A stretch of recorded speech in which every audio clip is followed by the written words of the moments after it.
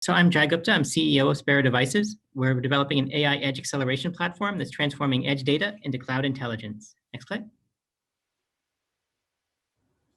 So the fundamental problem that we're solving is that AI communication between edge and cloud is bandwidth limited. So all of these interesting services we expect to come up in the next few years, like training data selection, are all fundamentally limited by the amount of data that's being generated from edge devices like smart city cameras and autonomous vehicles.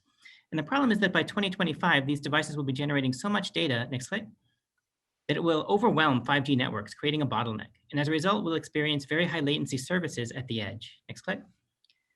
The Sparrow solution is to take that similarity search representation that would normally be generated at the cloud and generate it directly on the edge devices. And as a result, we can create compact representations that can be efficiently transmitted over a 5G network. Next slide. So by doing things this way, we enable low latency AI services at an edge power budget, a 10x reduction in data storage, and a 100x reduction in network traffic. Next slide. So the product that's helping us do all of this is a CMOS accelerator integrated circuit and accompanying software platform. And that integrated circuit that you see in the middle has three major components. The bottom of which there you see is the neural network compiler that takes neural network models and hashing algorithms and standard machine learning frameworks and compiles them into instructions that can be run through our data flow engine. And that data flow engine then maps multiply accumulate instructions that are pervasive in these neural network models to our high endurance in-memory compute engine. And by doing that, we are overcoming a key problem that standard processors like GPUs face, which is the data movement problem, in which the vast majority of time and energy processing an AI algorithm is spent moving data back and forth between memory. So by doing in-memory computation, we're avoiding that problem. And if you go to the right there, as you can see, we have a disaggregated service for a similarity search through the cloud. So we have accompanying APIs in the cloud and edge to enable that service. Next slide. So as a use case of training data selection, you can imagine an autonomous vehicle or a smart city camera or UAV that's collecting some sort of data from the visual scene. Next slide. At which point object detection algorithms are run to pick out objects such as pedestrians and cars and traffic signals and so on, and store those things locally. Next slide. So then the edge device can then receive a data request for a specific desired training object class from the cloud and load a particular neural network for that specific desired object class. Next slide. And as a result, we can then isolate that desired training object class, for example, in this case, perhaps cars, at which point we can create hash code representations for those cars. Next slide.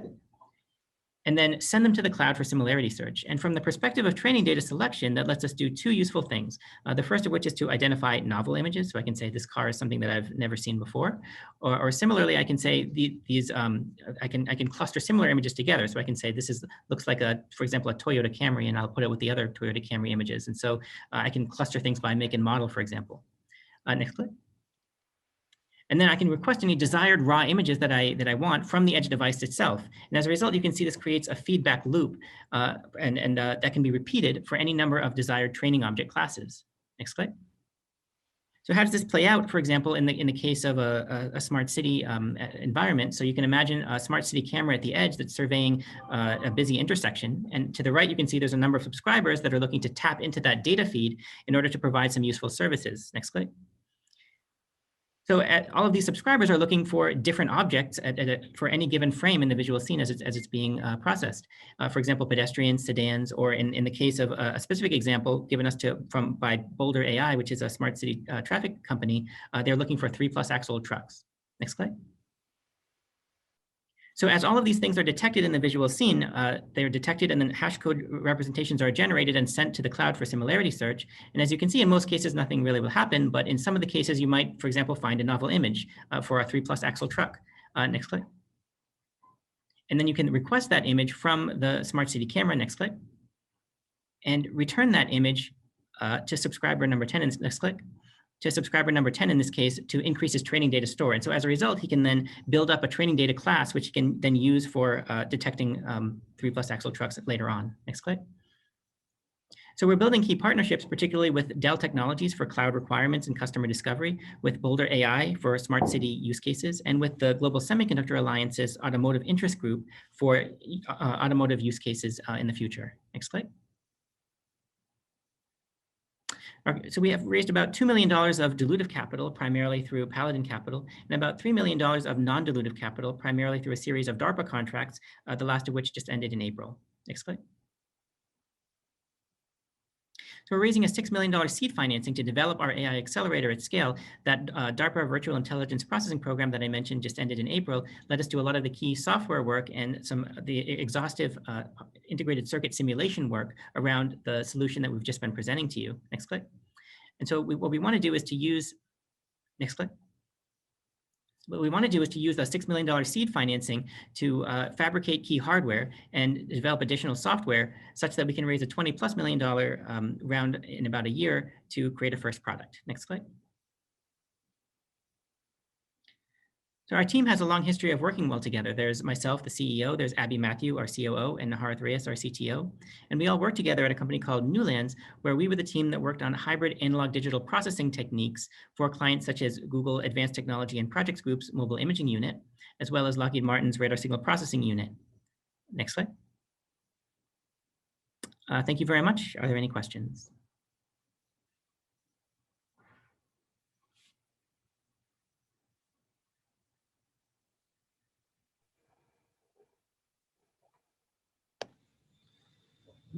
This is Dominic. Just a couple of questions. One, I'd ask, who are your competitors in this space? And then two, have you found any other use cases for this outside of autonomous vehicles, transportation for now? Oh, certainly. So some of the, as you can imagine, there's other people that are developing edge hardware for AI that not for this. So one of the big differences that we're doing here is this is a purpose-built solution for this sort of the solution that I was showing you of similarity search in the cloud, and particularly doing things like training data selection. And so so that is something that's unique. You can imagine other hardware, it's people like NVIDIA, of course, as I mentioned, GPUs develop edge hardware that could be used for this, but will not give you some of the same performance benefits. As I was mentioning, things like in-memory computation is a distinguishing factor, and some of the purpose-built sort of elements around the software as well. Give us significant performance increases over them. Or similarly, there's other startups that are doing edge hardware for AI kinds of computations as well. And so you mentioned other sort of use cases besides automotive or smart cities. Certainly there's other things that could be done in the same way that you could have problems in manufacturing, you could have problems in robotics and other kinds of things.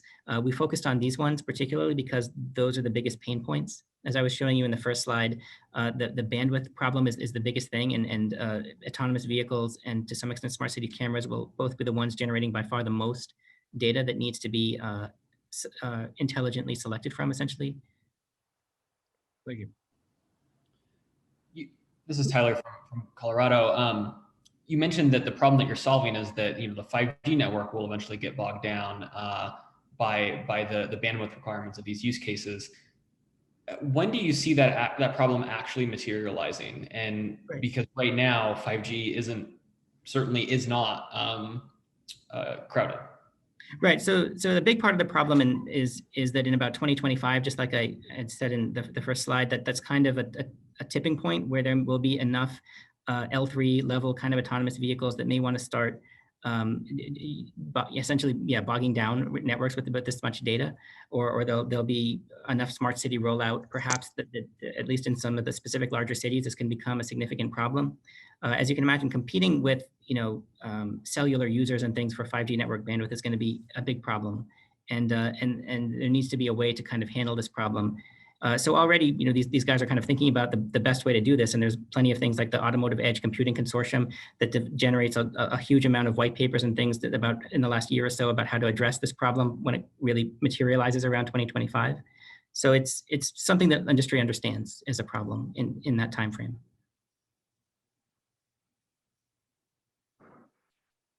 Hi, this is Harry. I'm wondering, similar to the question I asked Chip, what sort of partnerships that you've already explored? It seems that your technology would hinge on getting that chip into devices, camera manufacturers, automotive groups. Is there anybody that you've already worked with, maybe at a research level? Yeah, so as I mentioned, these DARPA contracts have enabled us to do a lot of things. What we've tried to do is to work with, for example, particularly a smart city partner in the case of smart city, since we're talking about it, called Boulder AI. Of course, we don't have hardware to work with them yet, but they've expressed a lot of interest, and we could give them and they've been interested in an early access kind of program that we could give when the hardware is available. The idea would be to work with a partner like that, and then to offer, for example, an AI training data selection service to their customers, sort of like we showed you in those slides. And then the idea is that a lot of their customers, of course, as you can imagine, these smart city guys often realize that monetizing their data is the big use case for them, the big monetary revenue driver. And automotive OEMs are one of their biggest customers because they want to use that data to perfect their autonomous driving techniques and things. So it becomes a way to kind of provide a service to automotive OEMs through a smart city, and then ultimately get them interested enough to realize that we can maximize the value of this for ourselves if we bring this into our cars directly. Just like we showed you. So at that point, we can create an automotive reference design, hopefully with one or more automotive OEMs. And so that's sort of the idea.